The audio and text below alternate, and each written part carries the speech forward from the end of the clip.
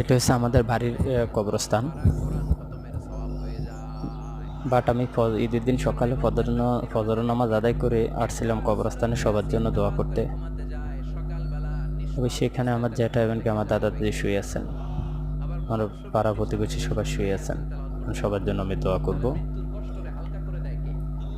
আল্লাহ পাক রব্বুল আলামিন সবার জন্য জান্নাতুল ফেরদাউস নসিব করে। আল্লাহুম্মা আমিন। রব্বানা আতিনা ফিদ দুনিয়া হাসানাতাও ওয়া ফিল আখিরাতি হাসানাতাও ওয়া কিনা আযাবান নার ওয়া কিনা আযাবাল কবর ওয়া কিনা আযাবাল ফুলসিরাত ওয়া কিনা আযাবাল মিজান।